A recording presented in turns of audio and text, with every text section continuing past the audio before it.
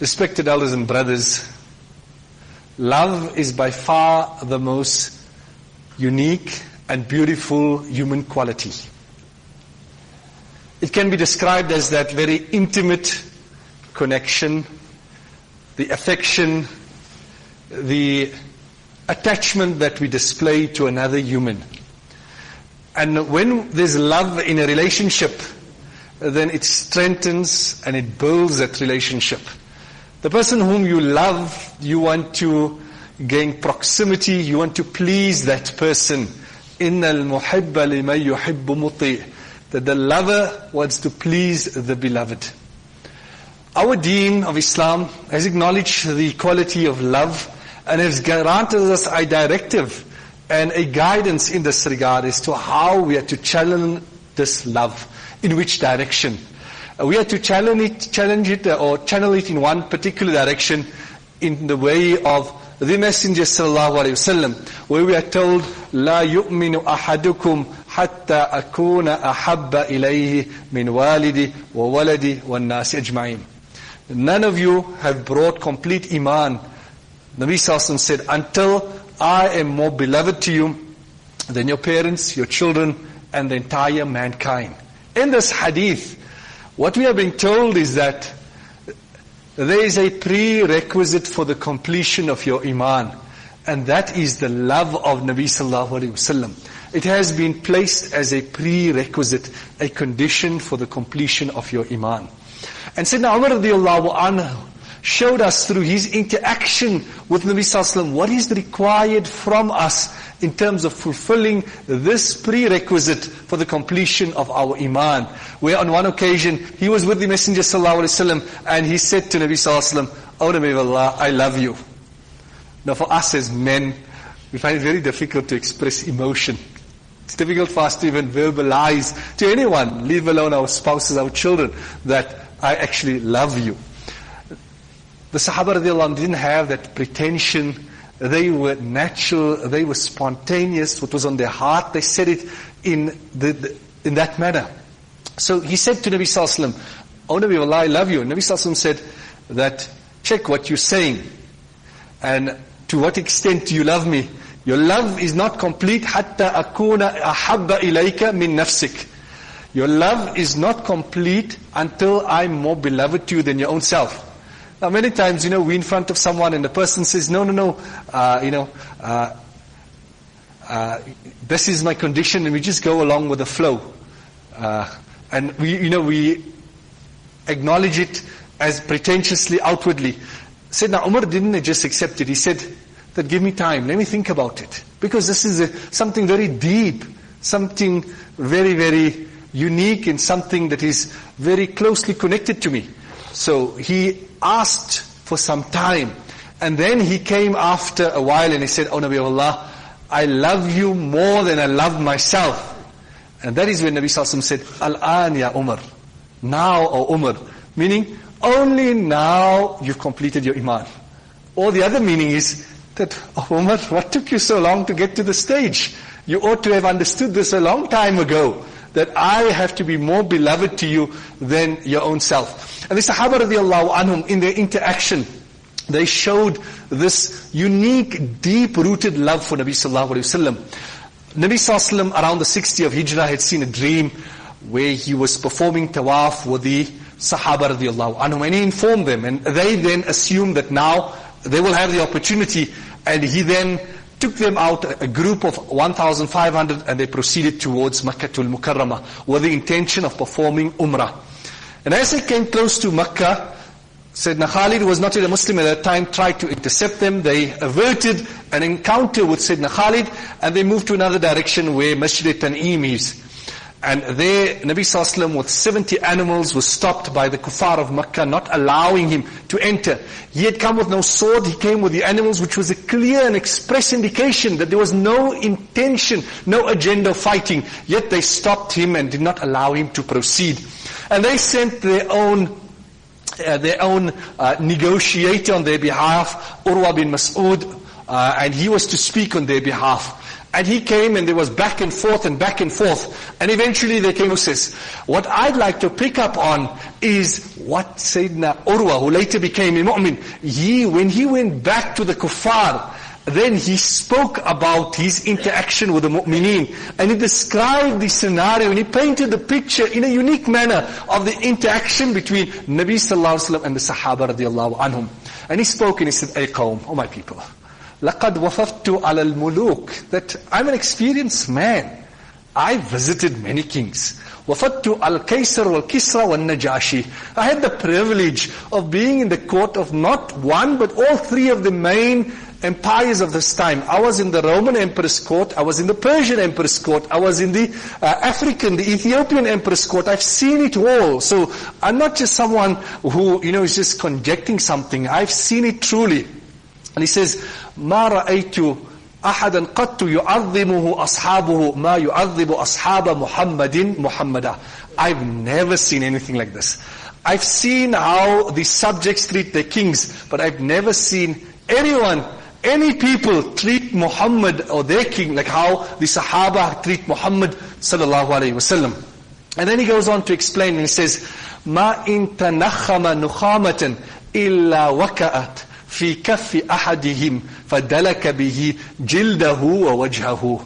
That when he clears his phlegm, before that fluid can reach the ground, there's someone there to catch it and consider it to be blessed, that he wants to rub it on his face and on his body. وَإِذَا تَكَلَّمَ خَفَضُوا لَهُمْ أَصْوَاتَهُمْ. When he speaks, they lower their voice out of respect for him. وَإِذَا تَوَضَّأَ كَادُوا يَقْتَتِلُونَ عَلَى وَضُوئِهِ. And when he's performing wudu, the water that drops after touching his body, it is almost as though they're willing to fight each other to get the barakah of that water. وَمَا يَحِدُّ إِلَيْهِ النَّذْرَ أَحَدٍ. No one looks at him in a staring manner, leave alone do anything disrespectful. And he goes on to describe the various attributes and how the Sahaba displayed their love for Nabi Sallallahu Alaihi Wasallam. And after that he says that, I advise you that you accept and understand who this personality is. But the people weren't interested. But what this narration does is it shows us a deep-rooted love and connection that the Sahaba radiallahu ta'ala had for Nabi Sallallahu Alaihi Wasallam. Now, when we talk of love for Nabi Sallallahu Alaihi Wasallam, every one of us in this masjid will say, I love Nabi Sallallahu Alaihi Wasallam. And we somehow subconsciously think it ends at that point. That you've claimed it, you say it, I have it, and that is it. And we think of it as something one-sided, that I love Nabi Sallallahu Alaihi Wasallam and that's it. But we shouldn't view it in that way. We view it in a very static, stagnant, selfish manner. Whereas we should look at it in a more two-way relationship. That while we have the love for Nabi Sallallahu Alaihi Wasallam on our side, we can continue to nurture it. There will be some sort of reciprocation and some sort of, return that will come from this love that we will experience. Once the Messenger Sallallahu Alaihi Wasallam had met Thawban radiallahu anhu, and he's seen that he was looking very sad. Now Thawban was the freed slave of Nabi Sallallahu Alaihi Wasallam, and he was to such an extent that تغير لونه ونحل جسمه. That he was looking very sad, he became very thin, and his color had even changed. So Nabi Sallallahu Alaihi Wasallam asked him, O Thawban, what is the matter? Why are you in this condition? What is the problem? And at that point he spoke his words and he said, O Nabi of Allah. And I explained. But before getting to that, the point that I'd like to pick up on is that Nabi Sallallahu Alaihi Wasallam noticed that there was something wrong with Sayyidina Thawban. He was in tune with him, that he picked up that there's something that is troubling him. And we're so disconnected from one another that we don't realize when someone is upset with us. Like there was a husband and a wife, and the wife is then talking to her friend and says that I've been giving my husband the silent treatment for 7 days. And after 7 days he announces and says, we've been getting along very well these days. So we don't realize that someone's actually cross with us, so disconnected. Whereas the Messenger Sallallahu Alaihi Wasallam was so sensitive to emotion around him that he could pick up that there's something wrong with that one. Amongst the many, he knew, and that's why he even was able to praise each of his companions differently, because he was connected to each one of them. So he asked Sayyidina Thawban, what is the matter with you? I mean, what's troubling you? And he then explained, and he said something profound, and he said, O Nabi of Allah, when I'm not with you, O Nabi of Allah, then I desire to see you. And not being able to see you creates a certain type of unease, wahshat in my heart. I feel lonely. And then when I come to see you, my concern is not satisfied, because then I think about the fact that, O Nabi of Allah, you are so close to Allah. When you leave this world, you will be in Jannah, in the highest stage of Jannah, with all the Anbiya alayhi salatu salam, enjoying all the bounties. And what will happen to me? Firstly, I don't know whether I will even enter into Jannah. And if I enter into Jannah, will I be granted the opportunity to be in your company? And that thought of the separation from you, O Nabi of Allah, makes me cry and makes me concerned at this moment. And then Nabi Sallallahu Alaihi Wasallam said, O Thawban, Al-mar'u ma'a man ahabba. A person will be with those whom he loves. And it is said that when the Sahaba radiyallahu anhu heard this, there was nothing that brought them greater elation and greater joy to understand that if we have love, and we do have the love, that will be a means of us gaining closeness to Nabi Sallallahu Alaihi Wasallam. And there's many requirements of love, but there's an underlining principle. Al-hubbu yu'allimuka adab al-hubb. What is required from you when you have love? Love will teach you the etiquette of love. Then you won't say it's just the sunnah, or do we really need to do this? What will be the consequences if we don't? Everything then becomes not an obligation. It doesn't become a duty. It becomes an enjoyment. There's a certain enjoyment. You'll go beyond the call of duty. Things that seem ridiculous will give you some sort of joy and some sort of pleasure. It is said that when some students or some people had come back from Hajj, and they came in front of Maulana Rashid Ahmad Gangohi rahimahumullah, and one person who was attached to Maulana presented some cloth and some kurta or something as a present to Maulana. And he said that I purchased this in Madinatul Munawwara. And he presented it to Maulana. And Maulana took it and he then kissed it and he put it on his face. And the students were there. And our students are always really, mischievous by their nature, and they will probe you and they will say things that will test you. So while the Maulana is putting this on his face, the student says, but Hazrat, it's come from Medina, but it was actually made in China. It was manufactured in China. So Hazrat Maulana Rashid Ahmad Gangohi rahimahullah responds and says, yes, I know that, but it touched the air of Medina. It touched the air of Medina, and that is why I'm putting it in my face. When the British had announced that there's a warrant arrest for Maulana Qasim Nanotwi rahimahullah, then he went into hiding for 3 days, and then he came out. So people were astounded, and they said, Hazrat, what is the matter that it seems as though you've had a change of heart, that initially you went into hiding, now you're out. What is it that changed your heart? Why are you now adopting a different measure? He said, I only went into hiding for 3 days because that is the period in which Nabi Sallallahu Alaihi Wasallam stayed in the cave. And after that he proceeded in his journey. So my 3 days was simply to follow the sunnah of 3 days that Nabi Sallallahu Alaihi Wasallam spent in the cave. Someone had given Maulana Qasim Nanotwi rahimahullah green shoes. And it was something prevalent at that time that people would wear it. And after some time, someone asked him that, someone gave you those green shoes, but we haven't seen you wearing it. It's quite suitable and, you can take benefit from it. And he said, I can't wear it because every time I look at the green shoes, it reminds me of the green dome of the mausoleum of the Messenger Sallallahu Alaihi Wasallam. That's why I can't bring myself to wearing it. So there's no limit. And as I said, that somehow we have this understanding that our relationship with Nabi Sallallahu Alaihi Wasallam is a static one. That is one-sided. There's no reciprocation. Whereas this is an active relationship that you continue to build, and you continue to feel the intensity, and you continue to feel the warmth and the love from this relationship. In the 6th century, there was a great alim by the name of Ahmad Rifai, rahimahumullah. He was from the lineage of Nabi Sallallahu Alaihi Wasallam, both from his maternal and paternal. He linked up to Nabi Sallallahu Alaihi Wasallam. He was a scholar of deen, as well as he was, in the silsila of tasawwuf.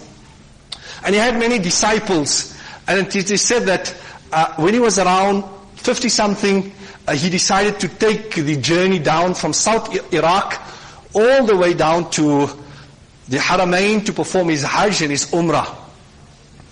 And he took this journey gradually with some of his followers, and eventually he came to Madinatul Munawwarah.